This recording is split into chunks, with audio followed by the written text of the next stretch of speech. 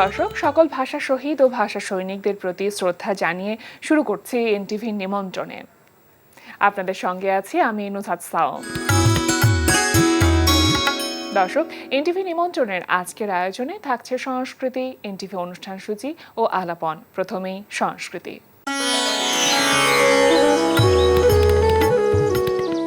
Gallery Keir website gallery কায়া contemporary art সেন্টারে অনুষ্ঠিত হচ্ছে ৭৯ জন শিল্পীর ৩৫৫টি চিত্রকর্ম নিয়ে আর্ট এফোর্ডেবল ফেস্টিভ্যাল। দর্শক, আপনি চাইলে ওয়েবসাইটে ব্রাউজ করে ফেস্টিভ্যালের ছবিগুলো দেখে নিতে পারেন।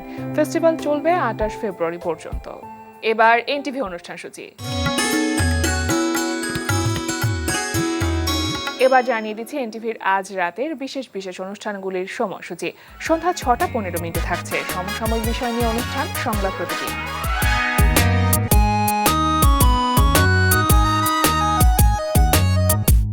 এবার আলাপন। প্রিয় দর্শক, আমাদের আলাপনের আজকের অতিথি নৃত্যশিল্পী ও নৃত্য পরিচালক সোহেল রহমান। শুভ সকাল। শুভ সকাল। কেমন আছেন ভাইয়া? এই তো ভালো আছি, আপনি ভালো আছেন? খুব ভালো আছি, আপনাকে পেয়ে খুবই ভালো লাগছে এবং খুবই আনন্দের সাথে জানাচ্ছি যে আপনাদের যে সংগঠনটি রয়েছে নৃত্যশিল্পীদের, নৃত্যশিল্পী ফাউন্ডেশন বাংলাদেশ, তার প্রথম প্রতিষ্ঠা বার্ষিকী আজ, এবং আজ বিকেল বেলা সেটা নিয়ে বেশ একটা আয়োজন রয়েছে। একটু জানতে চাইবো শুরুতেই। এটা আমরা কয়েকজন মিলে করেছি, মানে আমরা আগে সংস্থায় ছিলাম, নৃত্যশিল্পী সংস্থায়, পরে যে কোনো কারণে আমরা চলে এসেছি। তো এখানে সভাপতি হচ্ছে লায়লা হাসান আর সহসভাপতি লুবনা মরিয়ম। তারপর আরও উল্লেখযোগ্য অনেকেই আছেন, যেমন কবিরুল ইসলাম রতন, সাদিয়া ইসলাম মৌ, নাদিয়া আহমেদ, চাঁদনি, আনিকা কবির শখ, তারপর আমি আছি। এই তো সবাই এখানে আছি। রিনাউন ডান্সার যারা আছেন তারা সবাই চলে আসছে এখানে। তো যেহেতু প্রথম প্রতিষ্ঠা বার্ষিকী, সুতরাং আপনাদের মধ্যে সেই উদ্দীপনার ব্যাপারটাও কাজ করছে, একরকম উত্তেজনাও কাজ করছে।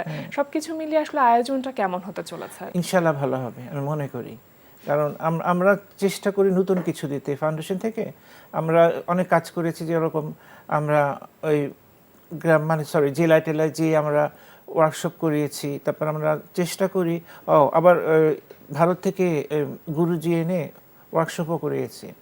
তারপর ওইটার আবার অনুষ্ঠানও করেছি। আমরা চেষ্টা করি একটু কাজের মধ্যে থাকতে। কি কি আয়োজন রেখেছেন আপনারা আজকে অনুষ্ঠানে হচ্ছে অনলি ডান্স, যেহেতু ডান্স ভিত্তিক আমাদের এটা সংগঠনটা, আজকে অনেক গ্রুপই নাচবে।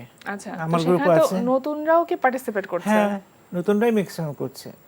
নৃত্যশিল্পী ফাউন্ডেশন বাংলাদেশ আসলে কি লক্ষ্য বা উদ্দেশ্য নিয়ে শুরু হয়েছিল? ওই যে একটু আগে বললাম যে আমরা চাই যে নাচটাকে জেলা গ্রামে গঞ্জে ছড়িয়ে দিতে। নাচটা কি জিনিস অনেকে তো জানে না, হয়তো নাচ দেখছে টিভিতে, কিন্তু এর ভিতরের কি কাজ আছে, মানে নাচ কিভাবে শিখতে হয়, কিভাবে জানতে হয়, গুরুদের পরিচয় জানতে হবে, তাই না? কোন নাচে কোন ড্রেস পরতে হবে, কোন গানে কোন ড্রেস পরতে হবে, এগুলো জানতে হবে। এইগুলোই আমরা শিখাচ্ছি। জি, অনেক বছরের অভিজ্ঞতা আপনারা আসলে নতুনদের সাথে শেয়ার করছেন, এবং সেই জায়গা থেকে যদি বিবেচনা করতে যায় তাহলে আপনার অভিজ্ঞতা নাচের এই অঙ্গনে প্রফেশনালি যদি ধরি সেটাও 30 বছরের বেশি সময় ধরে। এই যে এতগুলো বছর চোখের নিমেষেই বলা যায় চলে গেল, এটা শুরুটা আসলে কিভাবে হয়েছিল? কেন মনে হয়েছিল যে নৃত্যশিল্পী হতে চাই? আমি হতে চাই ওইভাবে কোনো কিছুই ঠিক করিনি। আমার গোড়াটা বলছি, আমার গোড়াটা হচ্ছিল আমার মা নাচতেন। হ্যাঁ, নাচতেন, মানে ওইভাবে ওনার একাডেমিক কোনো নলেজ ছিল না, তো অনেক আগের কথা যেহেতু। তাই ওনাদের ওখানে যখন উনি ছোট ছিলেন, আমাদের নানিবাড়ির ফ্যামিলিটা একটু কালচারাল। হ্যাঁ, অনেক কিছুই জানে, কেউ গান জানে, কেউ কবিতা জানে। হ্যাঁ হ্যাঁ, আর উল্টাটা হচ্ছে আমাদের দাদু বাড়ির দিকে, ওনার পছন্দই করেন এগুলো। তাই আমার আম্মা যখন আম্মাকে কিন্তু বিয়ে করেছে, মানে বিয়ে করানো হয়েছে ওনার স্টেজের না পারফরমেন্স দেখে, এই মেয়েটাকে তোমার খুব পছন্দ হয়েছে, দাদু বাড়ির লোকজন। তারপরে নিয়ে বিয়ে করলো, বিয়ের পরে তুমি নাচতে পারবে না, এই তখন ওনার প্রতিভাটা কীভাবে বিকাশ করবে? তা আমরা হচ্ছে 4 ভাই। হ্যাঁ, তো 4 ভাইয়ের মধ্যে সবাইকে ট্রাই করছে আম্মা, যেহেতু উনি নিজে নাচতে পারছেন না, ওনার যে ভিতরে কাজ এটা খারাপ লাগাটা, হ্যাঁ, সেটা কারোর উপর দিয়ে যাবে। আমাদের আবার বোন নেই, তা সবাইকে চেষ্টা কেউ পারে না। আমি যতটুকু শুনেছি আম্মার কাছ থেকে, যখন আমি ছোট ছিলাম, ওই যে খাওয়ার জন্য কাঁদতাম, তা আম্মা দরজাটা বন্ধ করে দিল, যেহেতু দাদু বাড়ির লোকজন না শুনে। উনি ওই টেপ চালিয়ে নাচ দেখাতো, আমি বলে খাওয়াটাও ভুলে যেতাম, হাত তালে দিতাম, নিজে নিজে হাত ঘোরাচ্ছে। মানে আমার ভিতরেই নাচ ছিল, নাচটা ছিল। হ্যাঁ। তারপরে আম্মা আমাকে নাচ শিখিয়েছে। হ্যাঁ ফার্স্ট আমার একটা অনুষ্ঠানের কথা বলি, একটু মজার। হ্যাঁ সেটা ছিল আম্মা একটা নাচ শিখে নিয়ে গেছে আমাকে স্টেজে। তখন আমি ছোট অনেক, এই 4 বছর হবে। তা এখন আমরা তো নাচবো অডিয়েন্সের দিকে তাকিয়ে না, তা আমাকে হেল্প করার জন্য পাশে দাঁড়িয়ে দেখাচ্ছিল। আমি পুরো ঘুরে ওদিক দিয়ে নাচতেছি। এখন মানে দর্শক মায়ের দিকে তাকিয়ে আপনি নাচছিলেন। এখন দর্শক এইদিকে, বাচ্চাটা নাচবে তো এইদিকে এইদিকে কেন, পরে দেখে যে আমার আম্মা নাচতেছে। এটা কি আপনার মনে আছে নাকি মায়ের কাছ থেকে মায়ের কাছ থেকে শুনেছেন? শোনা। এটা কত বছর বয়সে? ওই যে বললাম আমি 4 বছর। 4 বছর। সেটার প্রথম পারফরমেন্স ছিল এটা কি? প্রথম পারফরমেন্স। তখন কি মানে তখন তো মনে থাকার কথা না, কিন্তু যখন থেকে আসলে বুঝতে শিখলেন সেই সময় স্টেজে উঠবার আগে কি একটু ভয় ভয় কাজ করতো? হ্যাঁ, তা তো অবশ্যই। পরে আম্মা এরকম করে গানের নাচ শেখাতো। উনি তার বললাম না একটু আগে, বললাম একাডেমিক নলেজ নাই, যে কোন মুদ্রা দিতে হবে কোনটা কি, এইগুলো শেখাতে পারতো না। তা আমার আব্বা ছিলেন ডাক্তার, তা আমাদের ছিল আব্বার হলো ওই ট্রান্সপোর্ট চাকরি ছিল। আচ্ছা। আজ ময়মনসিংহ, কাল টাঙ্গাইল, এরকম আর কি। তারপরে ঘুরতে ঘুরতে আমরা ঢাকায় আসি।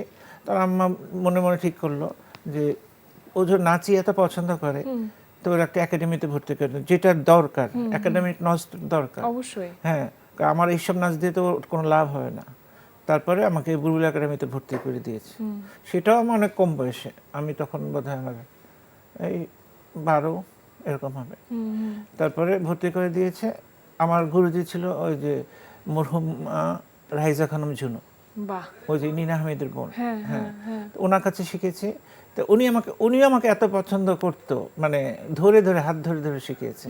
তখন আমি জানতে পারি নাচটা কি কি ব্যাপার। আর আমার তো ওই বুলবুল একাডেমিতে ছিল 4 বছরের কোর্স, আচ্ছা। Certificate course. তো 4 বছর করতে করতে আমি তখন বোধহয় 9-এ পড়ি, 8 বা 9-এ। তখন আমার ঝুনু আন্টি বলি, ঝুনু আন্টি আমাকে বলে তুমি কি এখন তো ক্লাস নেবে? আন্টি আমি ছোট, আমি কি বুঝবো, বাকি আমি তোমার সাহায্য করবো। আমার 4 বছর শেষ হওয়ার সাথে সাথে সাথেই? সাথে হ্যাঁ, আমি পারবো না শিখাতে, তুমি শিখা, আমি তোমার পাশে আছি। এইভাবে আমাকে টিচিং হাতে ধরে লাইফে দিল। টিচিংটা শেখানো। হ্যাঁ, তারপর থেকে তো করেই যাচ্ছি, এখন পর্যন্ত করে চলছে। যাচ্ছি। এই যে নিজে নাচ করা এবং নাচ শেখানো, আমার কাছে মনে হয় দুটো জিনিস আলাদা। অবশ্যই। এই শেখানো ব্যাপারটা আপনি আসলে কিভাবে রপ্ত আমি খুব করলেন? এনজয় করি সত্যি। এই আমার কিন্তু উল্লেখযোগ্য অনেক হয়তো জানেন না যে এই যে চাঁদনি, নাদিয়া, এরা কিন্তু আমার স্টুডেন্ট। এখন আমরা আবার ওর সাথেই নাচছি। এই যে সহশিল্পী হিসেবে কাজ করছেন। গতকালকে একটা বিটিভিতে অনুষ্ঠান রেকর্ডিং করলাম, হ্যাঁ। চাঁদনি আর আমি নেচেছি। তো বললাম যে সেই স্টুডেন্টদের সাথে আমরা নাচছি এখন। সেটা নিশ্চয়ই আলাদা রকম ভালো লাগে। আলাদা ভালো লাগে, অবশ্যই ভালো লাগে। আমি তো চাই যে আরো যদি আল্লাহ আমাকে শক্তি রাখে, আমি আরো স্টুডেন্টদের সাথে নাচবো। আর আমার এই যে শখ, তো আমার ডিউটি শখ, তারপরে যে লাবণ্য যে উপস্থাপনা করে, হ্যাঁ, ওরাও প্রথমে আমার সাথে নাচ করলো, ওরাও কিন্তু হিট হয়ে গেল। আচ্ছা, এখন তো আমরা অনেককে দেখছি যে দেশের বাইরে থেকে বা পার্শ্ববর্তী দেশ থেকে বিভিন্ন রকম কোর্স করে আসছে বা সেখান থেকে এসে তারপর শেখাচ্ছে, তো এই বিষয়টাকে আসলে আপনি কিভাবে দেখেন? নাচে তো অবশ্যই আগে যেরকম ছিল, আমরা শুধু অনলি সৃজনশীল করতাম। হ্যাঁ হ্যাঁ, ওই যে রবীন্দ্রসঙ্গীত, নজরুলগীতি বা লোকনৃত্য, এর বাইরে যেতে জানতাম না আর কি। সত্যি কথা, যেতে পারতাম না কি জানতামই না।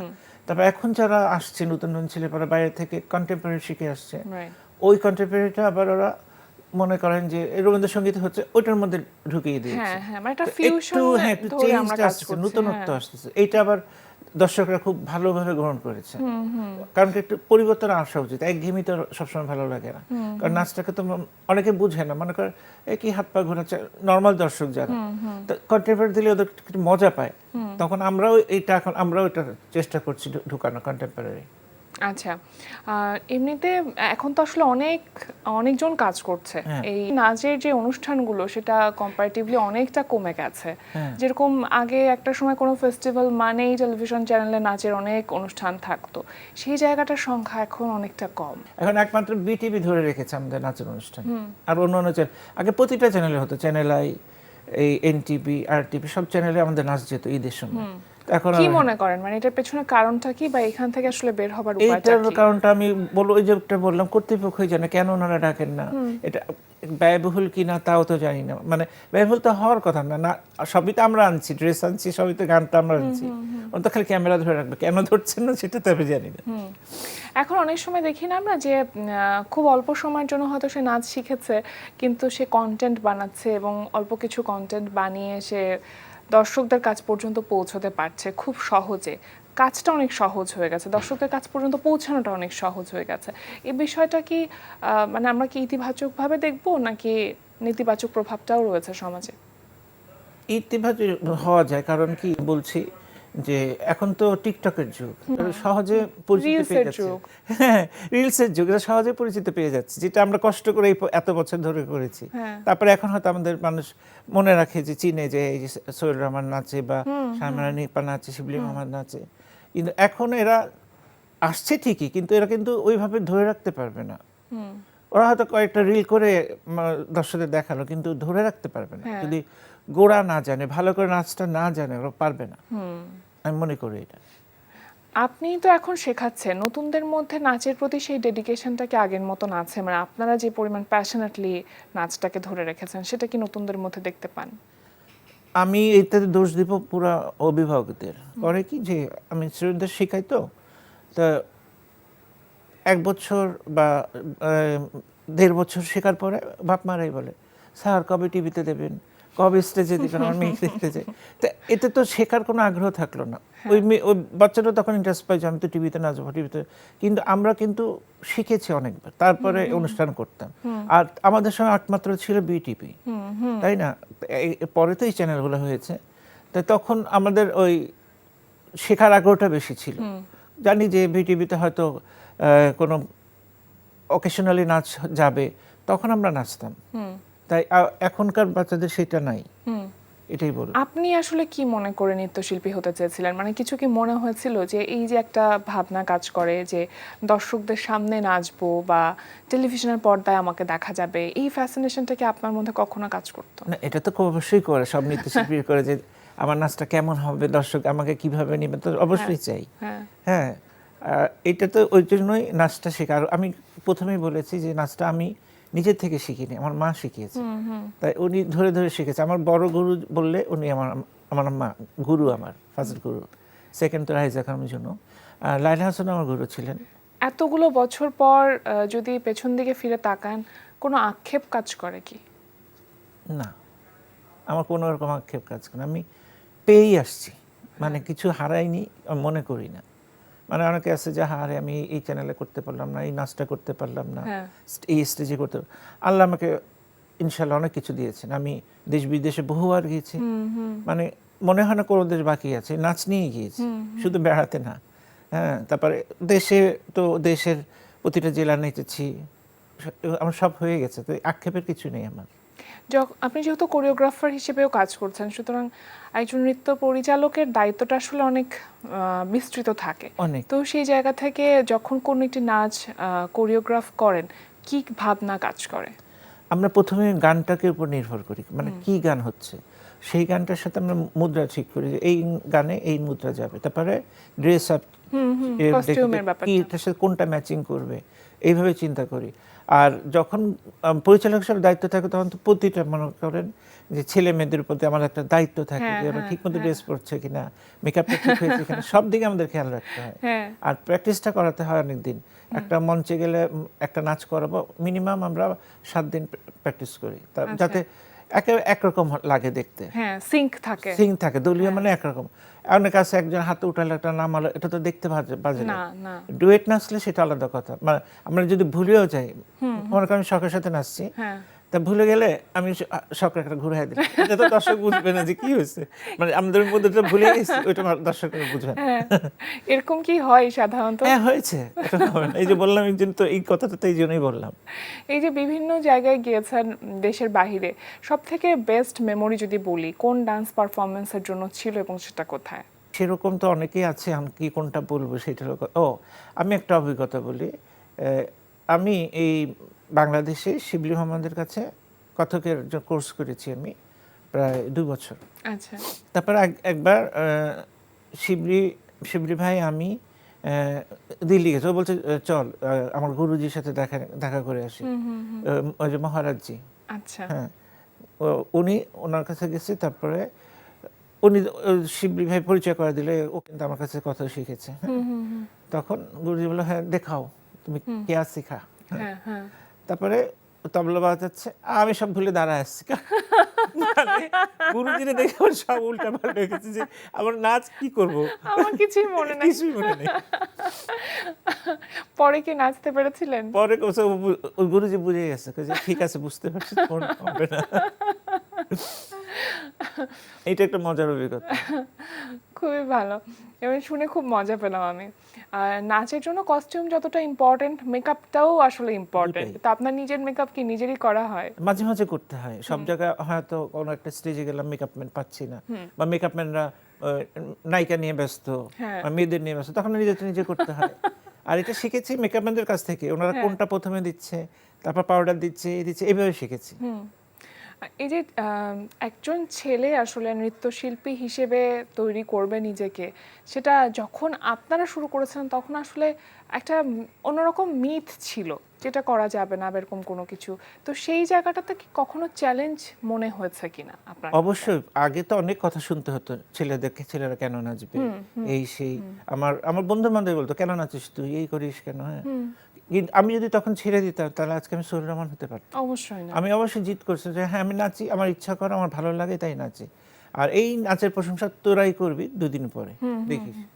তাই হলো, তাই ধরে রেখেছি বলে ওরা এখন আমার সোহেল রহমান, ওরাই নিজেরা পড়ে, আমরা সোহেল রহমানের বন্ধু, হ্যাঁ, নিজেরাই বলতেছি। তাহলে তা আমি যদি তখন মানে মন খারাপ করে ছেড়ে দিতাম, তাহলে আমি এত দূর পর্যন্ত আসতে পারতাম না।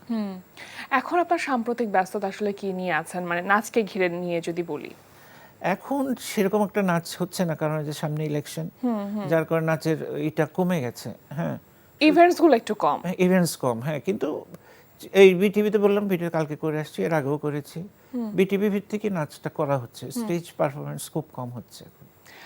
যারা নাচের প্রশিক্ষক থাকেন তাদের সবারই আসলে নিজের একটা স্কুল থাকে, ডান্স স্কুল থাকে।